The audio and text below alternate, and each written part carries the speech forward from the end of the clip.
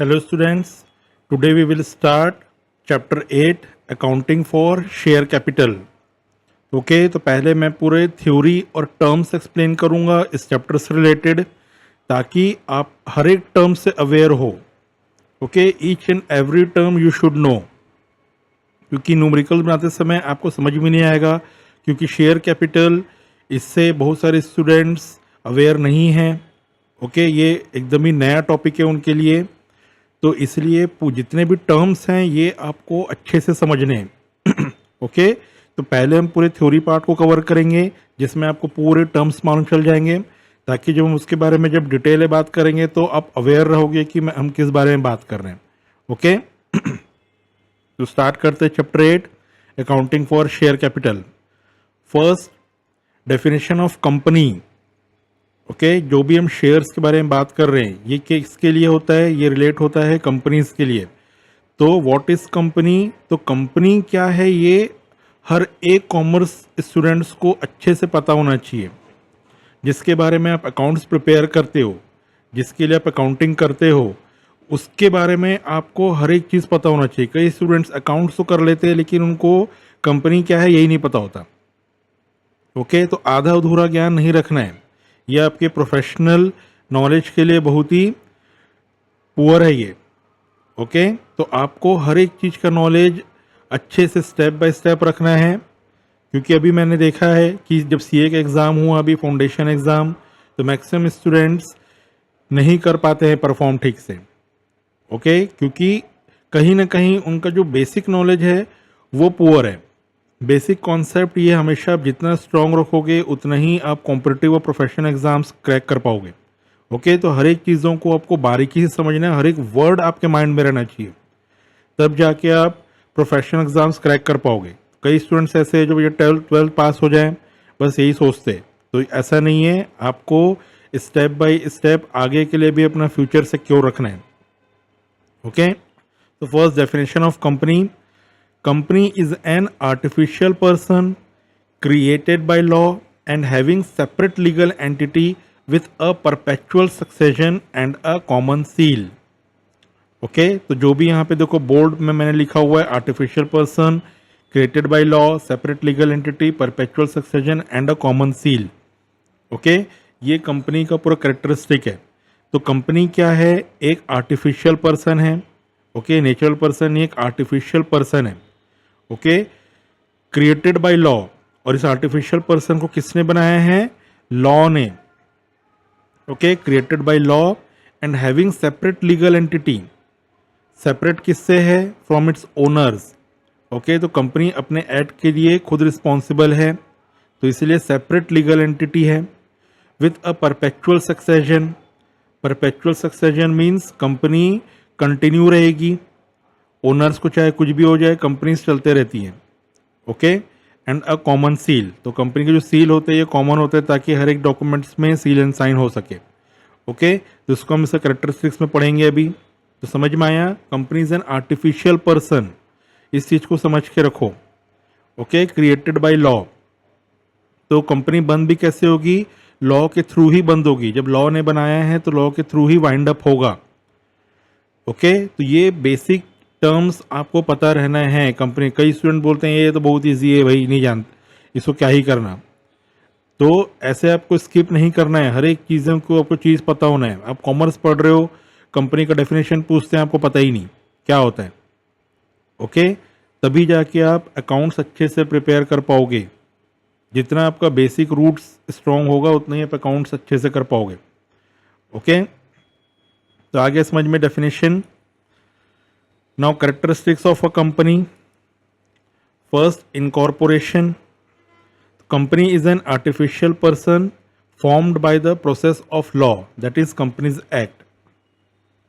Okay, तो company एक artificial person है, तो ये कैसे बनती है, कंपनी कैसे क्रिएट होगी, through the process of law, यानी कि कंपनीज एक्ट में रजिस्टर करके कंपनी फॉर्म हो सकती है. ओके, अगर रजिस्टर नहीं किया गया इसमें कंपनीज में तो कंपनीज एक्ट लागू नहीं होगा, तो वो कंपनी नहीं है. Okay, so company is an artificial person formed by the process of law. Separate legal entity. a company has a separate legal entity that is separate from its owners or shareholders. Okay तो company की एक अपने अलग ही एक entity है owner से हट के. ओके क्लियर है. पार्टनरशिप का सबको पता है क्या पार्टनरशिप भी सेपरेट लीगल एंटिटी है. पार्टनरशिप सेपरेट लीगल एंटिटी नहीं है. लीगल सेपरेट लीगल एंटिटी नहीं है. सिर्फ अकाउंटिंग पॉइंट ऑफ व्यू से उसे सेपरेट हम करके एंट्री करते हैं.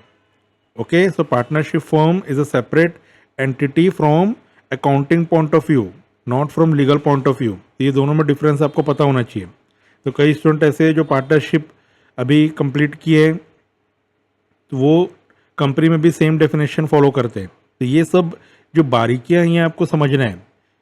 ओके ये आपको प्रोफेशनल नहीं समझोगे प्रोफेशनल एग्जाम्स में बहुत प्रॉब्लम होगी आपको. तब जाके आप वापस से फिर पूरा बेसिक पढ़ने जाओगे, आपका टाइम खत्म हो जाएगा, आप कोर्स कंप्लीट नहीं कर पाओगे और अल्टीमेटली प्रोफेशनल एग्जाम आपसे क्रैक नहीं होते. तो हर एक चीज़ों को समझते जाओ. Third, artificial person. A company is an artificial person in the eyes of law. Okay law की नज़रों में कंपनी जो है एक पर्सन की तरह है. ओके तो वे पर्सन क्या हुआ, क्रिएटेड बाय लॉ है इसलिए उसे आर्टिफिशियल पर्सन कह रहे हैं, नेचुरल पर्सन नहीं है. ओके तो company is an artificial person in the eyes of law. तो एक पर्सन है तो पर्सन की तरह ही वो क्या कर सकता है, it can own property, enter into a contract, conduct business, sue or be sued for its debts and actions. तो एक पर्सन की तरह क्या हो सकता है, कंपनी जो है कॉन्ट्रैक्ट में एंटर कर सकता है, कॉन्ट्रैक्ट बन सकती है कंपनी के साथ, कंपनी जो है बिजनेस कर सकती है. ओके किसी भी अपने एक्शन के लिए कंपनी को जिम्मेदार ठहराया जा सकता है या कंपनी किसी दूसरे पर्सन को जिम्मेदार ठहरा सकती है. तो ये है sue और be sued for its debts and actions. Okay समझ में आ गया ये. तो पूरा एक पर्सन की तरह है ये. Fourth, perpetual existence. A company's existence is not affected by death or bankruptcy of its owners or shareholders.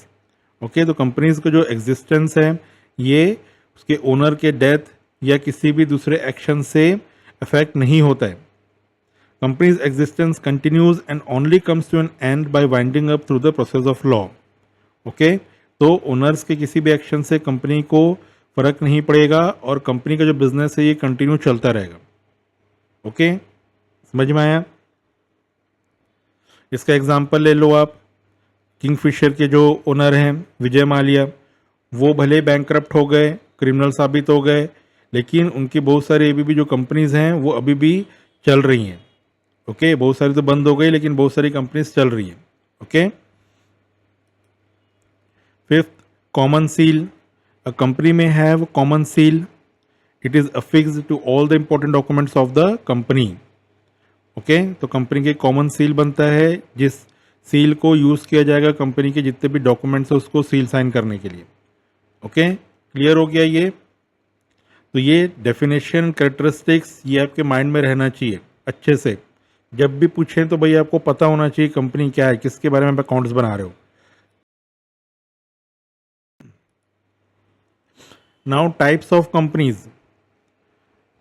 Okay कितने टाइप की कंपनी हैं, तो there are mainly 3 types of company. 1 person company, private company and public company. Okay 1 person company नाम से समझ में आ रहा है, इस पे नंबर ऑफ मेंबर्स कितने होंगे, minimum and maximum number of members is 1 only. भाई नाम ही है 1 पर्सन कंपनी, तो एक पर्सन की जो कंपनी है उसमें मिनिमम और मैक्सिमम जो मेंबर्स हैं, मेंबर्स मीन्स ओनर. ओके यहाँ मेंबर्स मीन्स ओनर है, ये पूरे स्टाफ की बात नहीं की जा रही है. ओके जो ओनर्स हैं वो मिनिमम 1 होना चाहिए, मैक्सिमम भी 1 होना चाहिए, नाम ही है 1 person company. Now private company minimum members 2 and maximum members 200. Okay and public company minimum member 7 and maximum members no limit. Okay तो पब्लिक कंपनी में मैक्सिमम का कोई लिमिट नहीं है. तो ये मिनिमम नंबर्स प्राइवेट और पब्लिक में याद रखो आप. प्राइवेट में 2 है, पब्लिक में 7 है मिनिमम नंबर्स. प्राइवेट में मैक्सिमम 200 है, पब्लिक में there is no limit of maximum numbers. Okay now transfer of shares 1 person company में एप्लीकेबल ही नहीं है. प्राइवेट कंपनी में articles of association prescribes the condition of transfer. Okay, तो articles of association ये condition prescribe करता है कि ट्रांसफ़र कर सकते हैं या नहीं कर सकते। ओके, तो ये जब भी private company articles of association बनाएगी उसमें उनको मेंशन करना होता है। Public company articles of association prescribes the condition of transfer for unlisted companies. जो भी अनलिस्टेड कंपनीज हैं उनके लिए आर्टिकल्स ऑफ एसोसिएशन प्रिस्क्राइब करेगी कंडीशंस, किसमें? पब्लिक कंपनी पे। और फॉर लिस्टेड कंपनीज हैं तो there is no restrictions of transfer. Okay, तो ये समझ में आ गया। Subscription of shares. Shares can not be offered to public for subscription. तो वन पर्सन कंपनी और प्राइवेट कंपनी, यहाँ पे शेयर्स पब्लिक को ऑफर नहीं किया जाता है। ओके, जो भी शेयर्स आप सुनते आए हो कि शेयर्स, कंपनी के शेयर खरीदे, तो ये one person company, private company ये पब्लिक को ऑफर नहीं करते शेयर्स। पब्लिक से वो शेयर इशू नहीं करवा सकते। ओके, और पब्लिक कंपनी ही सिर्फ शेयर ट्रांसफ़र करती, शेयर इशू करती है। तो shares can be offered to public for subscription. Okay, तो पब्लिक कंपनी ही है जो शेयर्स पब्लिक को ऑफर करती है। तो इस चीज़ को समझ गए। प्राइवेट कंपनी और one person company shares issue नहीं कर सकते पब्लिक को। ओके, तो हम ये शेयर का ही चैप्टर कर रहे हैं, तो इस चीज़ को अच्छे समझ लो। सिर्फ पब्लिक कंपनी ही है जो शेयर्स इशू करती है पब्लिक को। नाम से समझ में आ रहा है, पब्लिक कंपनी तो पब्लिक को ही शेयर इशू कर सकते हैं, प्राइवेट और वन पर्सन नहीं कर सकते। तो ऐसे चीज़ों से आप याद रख सकते हो, ऐसे वर्डिंग से, क्योंकि अभी तो आपको लग रहा है इजी, लेकिन बाद में स्टूडेंट्स भूल जाते हैं और फिर वो कंफ्यूज हो जाते हैं ये सब चीज़ों पे। Now articles of association, special articles of association are necessary. तो one person company, private company में दोनों में एक special articles of association prepare करना है। Okay, the public company it may have its own articles of association और it may adopt table F given in the companies act 2013। तो public company या तो खुद का आर्टिकल्स ऑफ एसोसिएशन बना ले या फिर कंपनीज एक्ट में टेबल एफ में कंडीशंस दिए हुए हैं आर्टिकल्स ऑफ एसोसिएशन से रिलेटेड, वो अडॉप्ट कर ले। दोनों में से कुछ भी एक पब्लिक कंपनी कर सकती है। ओके, या तो खुद बना ले या फिर टेबल एफ कंपनीज एक्ट के तहत फॉलो कर ले। Okay, number of directors, one person company में मिनिमम 1 रहेंगे और मैक्सिमम 15। ओके, प्राइवेट कंपनी में minimum 2 and maximum 15। Public company में मिनिमम 3 एंड मैक्सिमम 15। ठीक है, तो सभी में मैक्सिमम 15 है, सिर्फ आपको मिनिमम ध्यान देना है। ठीक है, सिर्फ मिनिमम में आपको ध्यान देना है। वन पर्सन में तो 1 ही रहेगा, प्राइवेट कंपनी में 2 एंड पब्लिक कंपनी में 3। ये क्या है? Number of directors. Now prospectus, one person company में नॉट एप्लीकेबल है, प्राइवेट कंपनी में प्रॉस्पेक्टस इशू नहीं किया जाता है। ओके, प्रॉस्पेक्टस एक डिटेल्ड डॉक्यूमेंट होता है जिसमें कंपनी के परफॉर्मेंस, एक्शंस, शेयर इशू करते समय ये प्रॉस्पेक्टस बहुत ही इंपॉर्टेंट डॉक्यूमेंट होता है।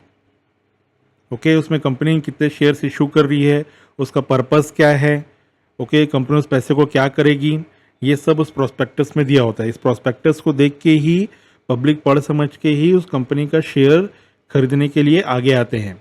ओके, समझ में आया? तो प्रॉस्पेक्टस क्या है, या हम आगे पढ़ेंगे इसके बारे में। तो पब्लिक कंपनी ही है जो प्रॉस्पेक्टस इशू करती है। Okay, so prospectus is issued to invite public to subscribe shares. Okay, तो शेयर्स इशू करते समय प्रॉस्पेक्टस की जरूरत पड़ती है। पब्लिक डिपॉजिट्स, तो one person company can not invite and accept deposits from public. Okay, same ऐसे प्राइवेट कंपनी का भी है। प्राइवेट कंपनी भी पब्लिक से डिपॉजिट्स नहीं ले सकते, but public company can invite and accept deposits from public. Okay, तो शेयर क्या है? शेयर भी एक प्रकार का डिपॉजिट्स है जो पब्लिक से ले रहे हैं। ओके, शेयर इशू करती है कंपनी, बदले में क्या मिलता है कंपनी को? कंपनी को बदले में पैसे मिलते हैं, अमाउंट मिलता है, तो ये पब्लिक कंपनी ही सिर्फ कर सकती है। नाउ नेम, ये नेम भी आपको अच्छे से समझ रहे हैं। तो 1% कंपनी वर्ड यूज़ करेगी OPC, is use as part of the name. जो भी कंपनी का नेम है, सपोज आनंद, ठीक है, आनंद कंपनी का अगर नेम है तो वो अगर 1% कंपनी तो क्या करेंगे, आनंद, उसके बाद में OPC, यानी कि ये बताता है कि 1% कंपनी है ये। ओके, समझ में आया। और अगर प्राइवेट कंपनी है तो आनंद प्राइवेट लिमिटेड और अगर पब्लिक लिमिटेड है तो आनंद लिमिटेड, ठीक है। तो ये नेम जो है ये स्पेसिफाई कर देता है कि वो किस टाइप की कंपनी है, ठीक है। नाम से समझ में आ जाना चाहिए पब्लिक को कि वो किस कंपनी से डील करने वाले हैं। ओके, तो समझ में आ गया ये नेम, तो ये जो है यूज होने चाहिए कंपनी के साथ में ठीक है। तो ये जो डिफरेंस बिटवीन है ये आपको अच्छे से समझ के रखना है। ये सब बेसिक्स हैं, मैं आपको बार बार बता रहा हूँ। स्टूडेंट इसको स्किप करते हैं और फिर समझ नहीं पाते चीज़ों को। आपको अगर हर चीज़ अच्छे से समझना है तो हर एक बारीकियों को शुरू से समझो, भले थोड़ा टाइम लगे, लेकिन वो आपका वन टाइम मेहनत है। आप इसको लाइफ टाइम नहीं भूलोगे। ये आपके लिए प्रोफेशनल नॉलेज के लिए बहुत ज़रूरी है ये okay. Now categories of companies, ठीक है। अभी हमने किया था types of companies, now categories of companies. First, limited liability company और company limited by shares. This type of company has a liability of members limited to the unpaid amount of shares. Okay, तो limited liability मतलब यहाँ पे जो members की liability है वो shares का जो अनपेड अमाउंट है उतने तक ही सीमित है, उससे ज़्यादा कुछ होगा वो लायबल नहीं होंगे। ओके, वो पे नहीं करेंगे। तो लिमिटेड लाइबिलिटी मीन्स उनकी लाइबिलिटी सिर्फ अनपेड अमाउंट ऑफ शेयर तक ही लिमिट है। शेयर्स का जो भी पैसा नहीं मिला वो सिर्फ उतना ही देंगे, बाकी उससे ऊपर का जो भी लाइबिलिटी है वो उनका रिस्पॉन्सिबिलिटी नहीं है। तो लिमिटेड लाइबिलिटी का यहाँ पे ये मतलब है, इसलिए लिमिटेड लाइबिलिटी कंपनी या फिर कंपनी लिमिटेड बाय शेयर्स है। ओके, लिमिटेड बाय शेयर्स यहाँ पे क्या है, शेयर से रिलेटेड ही है ये। ओके, इसलिए कंपनी लिमिटेड बाय शेयर्स भी कहते हैं। नाउ अनलिमिटेड लाइबिलिटी कंपनी, नाम से समझ में रहा अनलिमिटेड लाइबिलिटी हो गई है, यानी कि कुछ भी जितना भी लाइबिलिटी बढ़ गई भैया वो उनको मैट करना पड़ेगा। This type of company has unlimited liability of members. In the event of winding up of this type of company, debts of the company can be met from personal assets of members. Okay, ये जो companies होती हैं unlimited liability company इसके अगर debts बहुत ज़्यादा बढ़ गए हैं तो जो पर्सनल एसेट्स है मेंबर्स के, इसको सेल करके भी उस डेब्ट्स को चुकाया जा सकता है। अगर कंपनी के एसेट्स ख़त्म हो चुके हैं तो और डेब्ट्स मैट नहीं कर पा रहे तो, समझ में आ रहा है, यानी कि पर्सनल एसेट्स को भी यूज़ किया जा सकता है।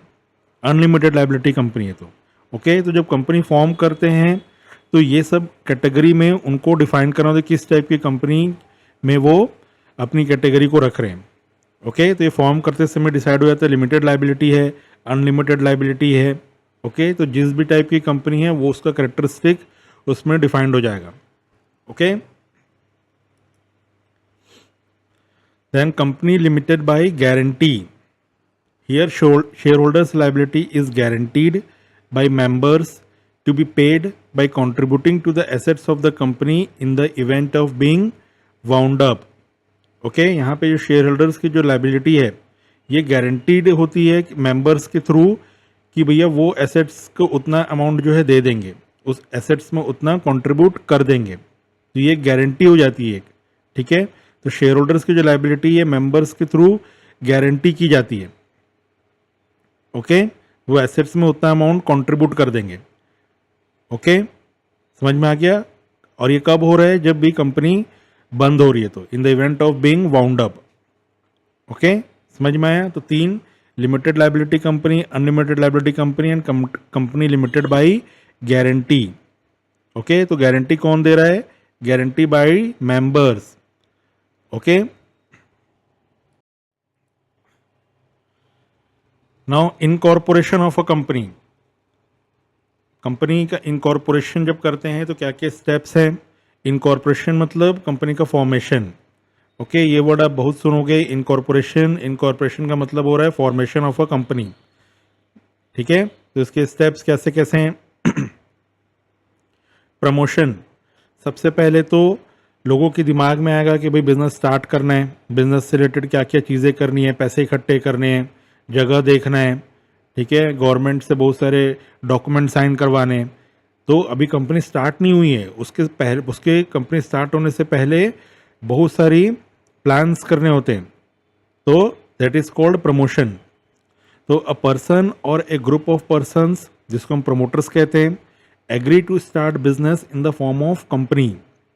ओके, तो प्रमोशन में क्या होता है, कुछ पर्सन्स हैं, या तो अकेला पर्सन है या ग्रुप है, ये एक बिजनेस स्टार्ट करने का एक प्लान बना चुके हैं। ओके सबसे पहले तो दिमाग में आएगा प्लान, तभी कंपनी फॉर्म होगी। ऐसे तो नहीं कि रात को सो के उठे अगले दिन कंपनी खड़ी हो गई। ओके, तो कंपनी जो भी आप देखते हो, एक नई कंपनी फॉर्म हुई, उसकी प्लानिंग बहुत समय पहले से स्टार्ट हो चुकी होती है। That is called promotion. Now second step, incorporation और registration of a company. Okay, plan तो हो गया, अब कंपनी को रजिस्टर करना है। तो promoters have to finalize and submit following documents to the registrar of companies. और किस ऑफिस में जाना होता है, कंपनीज रजिस्ट्रार पे। ओके, कुछ कुछ ये जो डॉक्यूमेंट्स यहाँ पे बोर्ड में लिखा हूँ मैं, इस डॉक्यूमेंट्स को फाइनलाइज करके प्रमोटर्स रजिस्टर ऑफ कंपनीज में जाते हैं, और वहाँ से अप्रूवल मिलने के बाद ही कंपनी इनकॉर्पोरेट होती है। ओके, तो क्या क्या डॉक्यूमेंट्स है, पहले तो नेम ऑफ अ कंपनी ये डिसाइड करना होता है। ओके, ये नेम किसी से मैच नहीं करना चाहिए। ऐसे नहीं कि पहले से कोई कंपनी खुली हुई है लाइक टाटा, और आप भी जाके टाटा कंपनी खोलने चले गए, तो ऐसा नहीं हो सकता है। तो एक यूनिक नेम होना चाहिए, डिफरेंट नेम होना चाहिए। ओके, तो फर्स्ट तो है name of a company, then memorandum of association, ये प्रिपेयर रहना चाहिए, जिसमें सारे जो से रिलेटेड पार्ट्स हैं ये पूरे अच्छे से मेंशन होना चाहिए। ओके, तो ये सब का डेफिनेशन आपको पता है, मेमोरेंडम ऑफ एसोसिएशन अब बिजनेस स्टडीज में पढ़ ही रहे हो। Then articles of association, okay, then authorised capital, company का कितने कैपिटल रहेगा, then consent of first directors to act as directors. अब कंपनी में डायरेक्टर्स मैंडेटरी है, डायरेक्टर्स ही हैं जो कंपनी को मेन रन करते हैं। अपॉइंट, तो जो भी फर्स्ट डायरेक्टर्स अपॉइंट होंगे उनका एक कंसेंट लेटर होना चाहिए कि भाई हाँ वो डायरेक्टर के रोल में यहाँ पे अपॉइंट हुए। ओके, और last and declaration to comply with companies act, और एक डिक्लेरेशन लेटर सबमिट करना होता है जिसमें वो ये मेंशन करते हैं कि कंपनीज एक्ट के सारे रूल्स फॉलो हो रहा है या फिर फॉलो होंगे। ओके, तो ये डॉक्यूमेंट्स प्रोफाइल एक लेके सबमिट करना होता है रजिस्टर ऑफ कंपनीज पे। Clear? Thereafter register of companies issues certificate of incorporation and company comes into existence. तो रजिस्ट्रार जो है सब डॉक्यूमेंट चेक करता है, और एक अगर उसे सब चीज़ सही लगता है तो वो सर्टिफिकेट इशू करता है।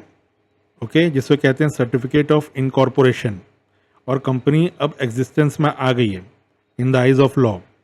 Okay, third, capital subscription and commencement of business. अभी कंपनी तो इनकॉर्पोरेट हुई है लेकिन अभी बिजनेस स्टार्ट नहीं हुआ उससे।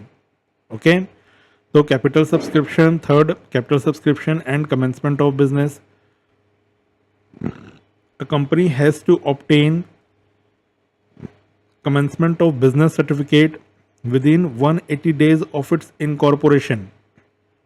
कंपनी को 180 डेज के अंदर किससे, इनकॉर्पोरेशन से, जिस दिन भी इनकॉर्पोरेशन का सर्टिफिकेट मिला है उससे 180 डेज के अंदर कमेंसमेंट ऑफ बिजनेस सर्टिफिकेट भी लेना है। A declaration has to submit that every subscriber to the memorandum of association has paid subscribed amount of share। ठीक है, तो और एक डिक्लेरेशन सबमिट करना होता है जिसमें जितने भी सब्सक्राइबर हैं जिन्होंने शेयर्स लिए हैं उसमें ये मेंशन रहेगा कि सारे सब्सक्राइबर्स ने शेयर का पैसा दे दिया है। ओके, कुछ भी ड्यू बचा नहीं है। ओके, तो ये जो है डिक्लेरेशन सबमिट करना रहेगा, तब जाके बिजनेस कमेंस होगा। ओके, तो with in 180 days of incorporation, और एक डिक्लेरेशन लेटर कि सब्सक्राइबर से शेयर का अमाउंट मिल गया है। ओके, नाउ प्रॉस्पेक्टस, ठीक है, तो बिजनेस तो स्टार्ट हो गया अब, ठीक है। अब उसके अलावा ये कुछ अलग से टर्म्स हैं जो आपको पते रहने। तो prospectus, it is a document which states the terms and conditions of the issue of shares and the purpose for which securities shall be used. तो securities and shares both are same, okay? तो prospectus क्या होता है? एक document है जिसमें terms and conditions, share से issue से रिलेटेड सारी चीज़ें मेंशन होती है, ठीक है। अब इसका इंपॉर्टेंस क्या है? इस प्रोस्पेक्टस को देख के ही पब्लिक पढ़ के अच्छे से समझ के कंपनी का शेयर बाय करते हैं, ओके। तो पब्लिक कंपनी को प्रोस्पेक्टस इशू करना होता है so that they can easily issue shares to the public, okay. तो ये मैंडेटरी रूल है, ओके। बिना प्रोस्पेक्टस के शेयर्स इशू करने में जो कंपनीज एक्ट है प्रोहिबिट करता है, ओके। मिनिमम सब्सक्रिप्शन, अब मिनिमम सब्सक्रिप्शन क्या होता है? It is the amount which must be subscribed before the shares are allotted. Okay, ये एक ऐसा मिनिमम सब्सक्रिप्शन मीन्स 90% सब्सक्रिप्शन हो जाना चाहिए शेयर अलॉट करने के समय, ओके। तो ये आप आगे समझोगे अभी। तो जस्ट अभी ये सब जो टर्म्स आएंगे ये मैं जस्ट आपको बता रहा हूँ। अभी आप लोगों को शेयर्स अलॉटमेंट, शेयर्स एप्लीकेशन इसका नॉलेज नहीं है, अभी आगे आप समझोगे, ओके। तो जस्ट इसका मतलब अभी यहाँ पे बस एक जान के रखो ओवरव्यू के लिए कि SEBI has prescribed minimum subscription to be 90% of the issued shares, okay. तो शेयर्स अलॉट करते समय 90% जो है सब्सक्रिप्शन हो जाने चाहिए, okay. That is minimum subscription.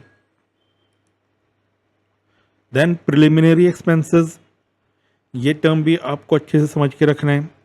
Expenses incurred to incorporate a company, okay. Incorporation अभी आपने समझा है।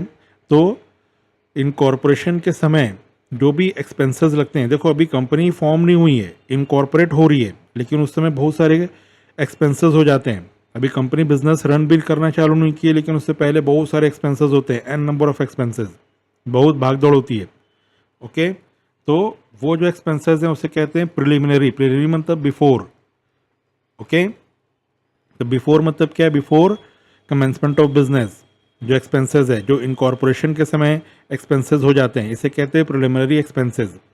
अब क्या क्या है? For example like preparation of project report, project report ready होती है, उसमें बहुत पैसे लगते हैं। लीगल एक्सपेंसेस, बहुत सारे लीगल फाइल्स बनती है, उसको सील साइन लगाना करना होता है गवर्नमेंट से, बहुत सारे फीस पे करने होते हैं, स्टैम्प पेपर्स पे बहुत पैसे खर्च होते हैं, okay. That is legal expenses. Registration expenses, companies को रजिस्टर करना है, उससे रिलेटेड एक्सपेंसेस, ये सारी चीज़ें स्टैम्प पेपर पे होंगे, गवर्नमेंट ऑफिस पे होगा, ठीक है। फिर रजिस्ट्रार ऑफ कंपनीज पे होगा। तो ऐसे बहुत जगह फिर कॉम्प्लायंस होते हैं, वाटर एक्ट, ठीक है। ये सब जगह जा जा के जो एक्सपेंसेस क्रिएट होते हैं, ये एक्सपेंसेस को हम कहते हैं प्रिलिमिनरी एक्सपेंसेस। अब देखो लास्ट लाइन, ये आपको ध्यान समझना है, ये सब देखो स्टूडेंट मिस करते हैं, इस वजह से उनको प्रॉब्लम होती है। देखो क्या है? This expenses are written off in profit and loss account in the year they are incurred. देखो प्रिलिमिनरी एक्सपेंसेस कर दिए, अब कंपनी फॉर्म हुई, अब जो फर्स्ट प्रॉफिट एंड लॉस बनेगा, profit and loss account, okay, तो उसमें जो है इस एक्सपेंसेस को रिटर्न ऑफ करना है, ओके। क्योंकि ये अभी क्या होगा, प्रॉफिट एंड लॉस जो प्रिपेयर करते हैं हम, उसमें बिजनेस एक्सपेंसेस शो करते हैं, ओके। तो हम इसको आगे शो नहीं कर सकते, नेक्स्ट ईयर नहीं ले जा सकते। तो जिस ईयर ये हुआ है उसी ईयर इसे रिटर्न ऑफ करना है, हटा देना है, ओके, प्रिलिमिनरी एक्सपेंसेस को, ठीक है। तो ये सब बारीकी आपको समझ के रखना है। प्रिलिमिनरी एक्सपेंसेस को रिटर्न ऑफ करना है in which year they are incurred, okay, from profit and loss account, okay. समझ में आ गया? Now share capital. अब जिस चीज़ का ये चैप्टर है, ये उसके टर्म्स आ रहे हैं। तो ये टर्म्स आपको यहाँ से अच्छे से समझना है, क्योंकि यही आप इस चैप्टर पे इसके पूरे न्यूमेरिकल्स करने वाले हो, और इसी से ही सारा चीज़ें चैप्टर का सब चीज़ जुड़े हुए हैं, ओके। तो व्हाट इज़ शेयर कैपिटल?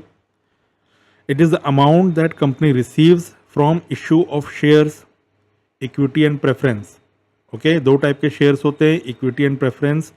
तो ये इशू करके, शेयर इशू करके जो अमाउंट कंपनी को मिलता है, जो कंपनी ने इकट्ठा किए हैं, इसे ही कहते हैं शेयर कैपिटल। ओके, तो कंपनी क्या करेगी, शेयर्स इशू करेगी जो पब्लिक में, तो पब्लिक क्या करेंगे, उसे उस शेयर्स को खरीदेंगे, पब्लिक से पैसे इकट्ठा होगा, तो ये जो पैसा कंपनी के पास एक्यूमुलेट हुआ, इकट्ठे हुए, इसी को ही कहते हैं शेयर कैपिटल। ओके, तो समझ में आ रहा है। नाउ शेयर्स, अब शेयर क्या होते हैं, share is a share in the share capital of a company. Okay, तो शेयर मतलब क्या होता है, हिस्सा। ओके, हम कहते हैं ना शेयरिंग, तो शेयरिंग में क्या होता है, आपको शेयर कर रहे हो अपने से, तो हिस्सेदारी। तो शेयर क्या है, शेयर कैपिटल का हिस्सा है। तो share is a share in the share capital of a company. तो कंपनी का जो भी शेयर कैपिटल है, उसके जो हिस्से हैं, छोटे छोटे हिस्से हैं, उसे कहते हैं शेयर्स। छोटे छोटे हिस्से क्यों हैं, क्योंकि कंपनी का शेयर कैपिटल को एक पर्सन तो नहीं लेता है, ये शेयर कैपिटल पब्लिक्स में बढ़ जाते हैं छोटे छोटे हिस्से में। सपोज 1000 पीपल ने कंपनी का शेयर लिया, तो क्या हुआ, शेयर कैपिटल 1000 लोगों में बढ़ गया है। तो कैसे बटा, शेयर कैपिटल का शेयर हो चुका है 1000 सब्सक्राइबर्स पे। ओके, इसलिए यहाँ पे शेयर वर्ड यूज हो रहा है। सो share is a share in the share capital of a company. जब भी ये कहा जाता है कि भाई मैंने इस कंपनी का शेयर खरीदा है, तो शेयर क्या खरीदा है, हिस्सेदारी खरीदे हुए आप उस कंपनी की। ओके, समझ में आ रहा है। तो it is a unit in which share capital is divided. Holders of shares are called share holders of the company. Okay, तो जितने हिस्सों में डिवाइड होता है शेयर कैपिटल, उस हिस्से को ही जो यूनिट है उसे शेयर कहते हैं। समझ में आ रहा है। तो ये एक यूनिट है जिसमें शेयर कैपिटल डिवाइड होता है, उसे कहते हैं शेयर। और जो भी शेयर खरीदते हैं उसे क्या कहते हैं, शेयर होल्डर्स। ओके, जिन्होंने भी शेयर लिया है कंपनी का, उन्हें हम कहेंगे शेयर होल्डर्स। तो ये डेफिनेशन अच्छे से समझ के रखो। Now dividend, it is a part of company's profit that is paid to share holder for owning shares. Okay, dividend क्या होता है, जो भी शेयर होल्डर्स ने शेयर जितना लिया हुआ है, ओके, उनको टाइम टू टाइम कंपनी जो है डिविडेंड पे करती है। कंपनी जितना अच्छे से प्रॉफिट अर्न कर रही है, उसी के अकॉर्डिंगली डिविडेंड पे करती है शेयर होल्डर्स को। ओके, देखो पूरा प्रोसेस क्या है, ये क्या है, share capital, shares and dividend. किसी भी कंपनी को एक्सपेंशन के लिए एक्स्ट्रा अमाउंट की ज़रूरत पड़ती है। ओके, तो क्या करती है कंपनी के पास कितने ऑप्शंस हैं, या तो लोन ले ले, ओके, या तो मार्केट से लोन ले ले, या फिर पब्लिक से थ्रू एक्सचेंज ऑफ शेयर वो कैश जनरेट कर ले। ओके, पब्लिक से डिपॉजिट्स एक्सेप्ट कर ले। तो उसके लिए क्या होगा, पब्लिक ऐसे तो नहीं कि भैया आएंगे और अपना कंपनी को पैसे दे के चले जाएंगे। तो कंपनी क्या करना होता है, बदले में कुछ देना होता है, गिव एंड टेक होता है, कोई भी चीज़ फ्री की नहीं है। तो कंपनी क्या करेगी, अपनी जो कैपिटल है जो उसमें से हिस्सा देगी। ठीक है, और सबको पता है कैपिटल कौन लेके आता है, ओनर्स ऑफ अ कंपनी। तो इसलिए जो भी शेयर होल्डर्स हैं ये भी एक प्रकार से ओनर हो जाते हैं कंपनी के। कैपिटल वर्ड पता है आपको, कैपिटल ओनर से जुड़ा होता है। ठीक है, तो जो भी शेयर्स खरीदते हैं कंपनी की, they are like owners of a company. हो गया, समझ में आया। तो अब क्या कर रहे हैं, कंपनी जो है पब्लिक को शेयर इशू कर रहे हैं, उससे पैसे आ रहे हैं। ओके, तो ये जो है कंपनी इस पैसों का अपने बिजनेस एक्सपेंशन के लिए इस पैसों का यूज़ करती है। अब पब्लिक को क्या फ़ायदा है इससे, पब्लिक को इसके बदले डिविडेंड मिलता है। जैसे कि जो भी लोन देता है कंपनी को, उसको क्या मिलता है, उसके बदले इंटरेस्ट मिलता है। ठीक है, तभी तो वो लोन देगा। वैसे ही जो भी शेयर होल्डर्स शेयर खरीदते हैं कंपनी से, जो पब्लिक होते हैं जो शेयर्स खरीदते हैं, उनको कंपनी जो है बदले में डिविडेंड देती है।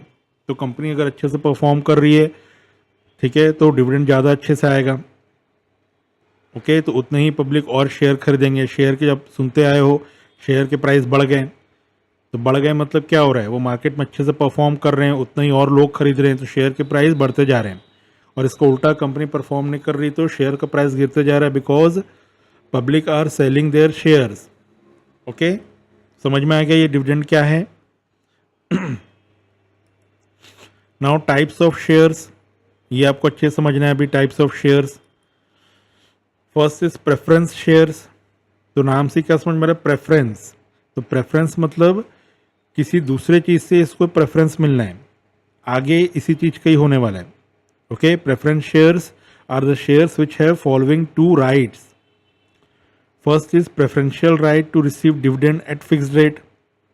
ओके, तो प्रेफरेंस शेयर्स जो भी खरीदते हैं तो उनको क्या है, उनको प्रेफरेंशियल राइट है, ठीक है। और ये प्रेफरेंस किससे है, इक्विटी शेयर वालों से, ठीक है। तो अभी आप समझोगे इसको। तो प्रेफरेंस है प्रेफरेंस शेयर वालों को कि डिविडेंड जो है फिक्स रेट में मिलेगा। Okay, then second, right to receive repayment of capital at the time of winding up of the company before repayment of equity shares. Okay, तो टाइप्स ऑफ शेयर्स में दो टाइप के share हैं, first is preference shares and second is equity shares. Okay, दो ही share होते हैं, तो दोनों ही शेयर होल्डर्स हैं। अब जिन्होंने प्रेफरेंस शेयर लिया उसको हर चीज़ में प्रेफरेंस मिलेगा, और ये प्रेफरेंस किससे मिलेगा, किन लोगों से मिलेगा, जो इक्विटी शेयर होल्डर्स हैं। ओके, इसलिए यहाँ पे वर्ड प्रेफरेंस जुड़ा हुआ है। तो क्या है, एक तो डिविडेंड मिलेगा पहले, ठीक है, इक्विटी शेयर होल्डर्स को बाद में डिविडेंड मिलेगा, पहला डिविडेंड मिलेगा प्रेफरेंस शेयर वालों को, वो भी फिक्स रेट पे, ठीक है। प्रेफरेंस शेयर्स में डिविडेंड जो है फिक्स रेट में मिलता है। ओके, और कैसा है, जब भी कंपनी बंद होगी, क्लोज होगी, तो भी जो प्रेफरेंस शेयर होल्डर्स के जो अमाउंट है वो पहले लौटाए जाएंगे इक्विटी शेयर होल्डर से। ओके, ऐसे नहीं कि पहले इक्विटी शेयर होल्डर्स को दे दिए बाद में प्रेफरेंस शेयर होल्डर्स को दे रहे हैं, नहीं। इसलिए यहाँ पे प्रेफरेंस वर्ड जुड़ा है। कुछ भी चीज़ होगा इक्विटी शेयर होल्डर से पहले ही प्रेफरेंस शेयर होल्डर्स को मिलेगा, इसलिए यहाँ पे प्रेफरेंस वर्ड दिया हुआ है। ओके, तो ये दो पॉइंट को अच्छे समझना है आपको। ओके, पहले तो डिविडेंड मिलेगा इक्विटी शेयर होल्डर से पहले, और रिपेमेंट भी किया जाएगा इक्विटी शेयर होल्डर से पहले। ना इक्विटी शेयर्स, तो हर वो शेयर्स जो प्रेफरेंस शेयर्स नहीं है वो इक्विटी शेयर्स हैं। Like equity shares are those shares which are not preference shares. These are the most commonly issued class of shares and have the maximum risks and rewards of business because its rate of dividend fluctuates. Okay, तो जितना भी आप normally सुनते आते हो shares का bye and cell, ये सब इक्विटी शेयर्स ही हैं। ओके, इसलिए क्या लिखा है यहाँ पे, these are the most commonly issued class of shares, ठीक है। कॉमनली यही है, इक्विटी शेयर्स ही है जो इशू किया जाता है। और इक्विटी शेयर्स में क्या है, रिस्क भी ज़्यादा है और रिवॉर्ड भी ज़्यादा है, because it's rate of dividend fluctuates, ठीक है। तो इक्विटी शेयर्स में रिवॉर्ड्स अनलिमिटेड है, जैसे कि प्रेफरेंस में क्या डिविडेंड फिक्स है। सपोज कंपनी बहुत अच्छा कमा रही है, बहुत अच्छा प्रॉफिट है, लेकिन प्रेफरेंस शेयर्स में डिविडेंड फिक्स है, सपोज 10%, तो प्रेफरेंस शेयर्स को 10% ही मिलेगा। लेकिन इक्विटी शेयर्स में ऐसा है कि रिवॉर्ड्स अनलिमिटेड है, जितनी अच्छी कंपनी परफॉर्म करेगी उतना अच्छा डिविडेंड पे करते जाएगी। तो जितने भी इक्विटी शेयर होल्डर्स हैं वो उसी कंपनी में पैसा लगाते हैं, अच्छा परफॉर्म कर रही है, और उसके बदले में अच्छा डिविडेंड रिसीव करते जाते हैं। तो इसलिए यहाँ पे लिखा हुआ है मैक्सिमम रिस्क एंड रिवॉर्ड्स। लेकिन इसके उल्टा रिस्क भी है। रिस्क ये है कि अगर कंपनी ने अगर परफॉर्म नहीं किया तो डिविडेंड या तो नहीं मिलेगा या तो बहुत कम रेट में मिलेगा, क्योंकि फिक्स रेट तो है ही नहीं। ओके, समझ में आ रहा है चीज़, इसलिए मैक्सिमम रिस्क एंड रिवॉर्ड्स लिखा है। तो जो भी चीज़ें यहाँ पे लिखी है मैं उसका मतलब को समझाते जा रहा हूँ, तो आपको प्रैक्टिकल वे में इसको पूरा अच्छे समझना है। ओके, तो समझ में आ गया प्रेफरेंस शेयर्स और इक्विटी शेयर्स। ओके, नाउ इसका difference between first right to dividend. तो अभी मैंने बताया आपको कि डिविडेंड पहले मिलेगा प्रेफरेंस शेयर्स वालों को, तो dividend is to be paid on preference shares if it is paid on equity shares. Okay, तो अगर इक्विटी शेयर्स में डिविडेंड मिल रहा है तो ये तो 100% श्योर है कि प्रेफरेंस शेयर होल्डर्स वालों को भी डिविडेंड मिलना ही मिलना है। ओके, ऐसा नहीं हो सकता कि इक्विटी शेयर्स में डिविडेंड मिला और प्रेफरेंस शेयर होल्डर्स को डिविडेंड नहीं मिला। ओके, तो इसलिए राइट टू डिविडेंड में डिविडेंड मिलना ही मिलना है प्रेफरेंस शेयर्स को, अगर इक्विटी शेयर्स को भी डिविडेंड मिले हैं तो। ओके, ना इक्विटी शेयर्स में ऐसा नहीं है। इक्विटी शेयर्स में अगर प्रेफरेंस शेयर होल्डर्स को डिविडेंड मिला है तो इसका ये मतलब नहीं कि इक्विटी शेयर्स वालों को मिलेगा, ठीक है। तो इक्विटी शेयर्स में डिविडेंड मे और may not be paid on equity shares if it is paid on preference shares, ठीक है। क्यों ऐसा है कि प्रेफरेंस शेयर्स में रेट ऑफ डिविडेंड फिक्स है, कंपनी कैसे भी परफॉर्म करे उनको एक फिक्स परसेंटेज में डिविडेंड पे करना ही करना है। लेकिन इक्विटी शेयर्स में ऐसा नहीं है, कंपनी अगर परफॉर्म नहीं की तो इक्विटी शेयर्स में डिविडेंड नहीं मिलेगा। तो इसलिए यहाँ पे ये लिखा हुआ है ओके कि डिविडेंड मे और may not be paid on equity shares if it is paid on preference shares. तो प्रेफरेंस शेयर्स में डिविडेंड मिला, इसका ये मतलब नहीं कि इक्विटी शेयर्स में भी डिविडेंड दिया जाएगा। तो मतलब बता दिया मैंने क्यों ऐसा हो रहा है।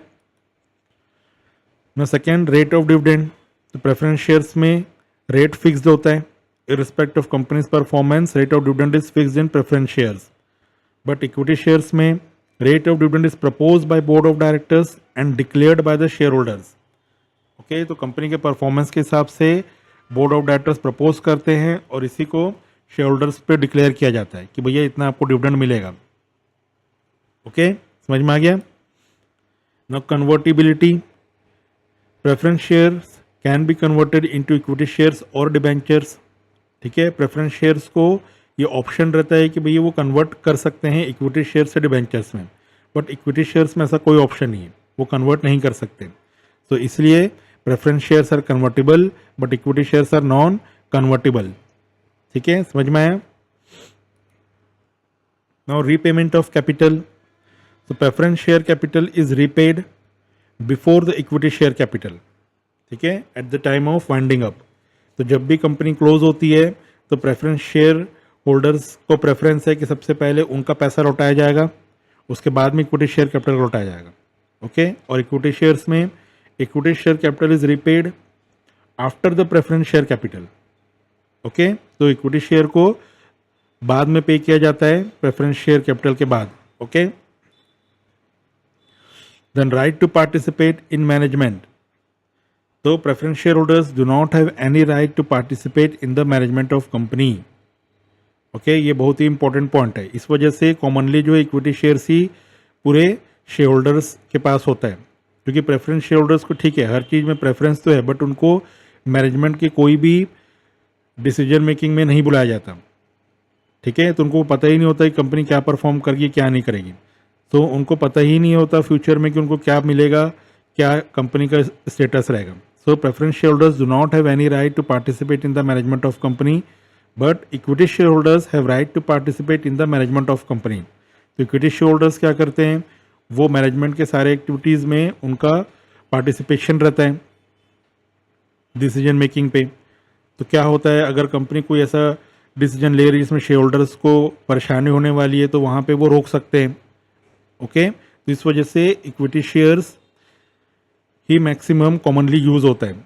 Okay, now voting rights. Preference share holders have voting rights only in special circumstances. अगर कोई बहुत ही ज़्यादा स्पेशल सर्कमस्टेंसेस है वहीं पे प्रेफरेंस शेयर होल्डर्स का वोटिंग राइट होता है। वोटिंग राइट किस लिए, कोई बड़ा डिसीजन ले रही है कंपनी, उसके लिए वोटिंग राइट्स होते हैं। ओके, उसके लिए कंपनी वोटिंग करवाती है शेयर होल्डर से। तो प्रेफरेंस शेयर होल्डर्स का वोटिंग राइट सिर्फ बहुत ही स्पेशल सर्कमस्टेंसेस पे ही होंगे, but in equity share holders have voting rights in all circumstances. Okay, तो इक्विटी शेयर होल्डर्स को हमेशा वोटिंग राइट्स मिलते हैं। Now redemption. Redemption means shares को वापस खरीद लेना। कंपनी जो है वापस शेयर्स को ले लेते हैं। तो preference shares are redeemed on the due date. तो प्रेफरेंस शेयर होल्डर्स का एक डेट दिया रहेगा, जैसे कि लोन रहता है, लोन इज़ फॉर 3 ईयर्स। तो जैसे ही उसका ड्यू डेट आएगा वो लोन को पूरा वापस करना होता है। वैसे ही प्रेफरेंस शेयर्स का है, प्रेफरेंस शेयर्स का एक ड्यू डेट रहेगा, उस ड्यू डेट में उसे रिडीम किया जाता है। रिडीम मतलब कंपनी जो है उसको पूरा पैसा क्लियर कर देगी। But in equity shares company में buy back its equity shares. Okay, यहाँ पे रिडेम्पशन वर्ड नहीं आएगा, यहाँ पे buy back. Okay, equity shares को कंपनी जो है बाई बैक करती है। Then arrears of dividend. Arrears means जो डिविडेंड अभी पे नहीं हुए, बच गए पे करने। So arrear of dividend is paid before dividend is paid on equity shares. तो कभी ऐसा हुआ कि प्रेफरेंस शेयर होल्डर्स को डिविडेंड नहीं मिल पाया, रुक गया था। ठीक है, तो इसको जो है इसे कहेंगे एरियर ऑफ डिविडेंड। तो ये जो एरियर है ऑफ डिविडेंड है ये पहले पे किया जाएगा प्रेफरेंस शेयर होल्डर्स को before paying dividend on equity shares. यानी कि प्रेफरेंस शेयर होल्डर्स के सारे डिविडेंड पहले क्लियर किया जाएगा इक्विटी शेयर होल्डर्स को डिविडेंड पे करने से पहले। Okay, now in equity shares if dividend is not declared for the year it is not accumulated in the coming year. अब इक्विटी शेयर्स में अगर डिविडेंड नहीं दिया गया तो वो एक्यूमुलेट नहीं होगा अगले साल पे, वो गया वो, ठीक है, वो लैप्स हो गया, ठीक है। तो ऐसे इस वजह से इक्विटी शेयर्स में ये रिस्क हैं, ठीक है। आपने अभी पढ़ा था अभी मैक्सिमम रिवॉर्ड एंड रिस्क, तो इक्विटी शेयर्स में ये सब रिस्क हैं, ओके। तो समझ में आ गया एरियर्स ऑफ डिविडेंड, ठीक है। प्रेफरेंस शेयर्स में एरियर्स ऑफ डिविडेंड को क्लियर किया जाएगा, बट इक्विटी शेयर्स में अगर नहीं पे कर पाए डिविडेंड तो फिर वो बाद में और फिर पूरा का पूरा लैप्स हो जाएगा, ओके। तो समझ में आ गई ये, तो ये डिफरेंस बिटवीन आपको अच्छे से समझना है। तो इसी से पूरे न्यूमेरिकल्स अभी आपको करना है। इस शेयर को जितना अच्छे से समझोगे उतने अच्छे से आप न्यूमेरिकल्स कर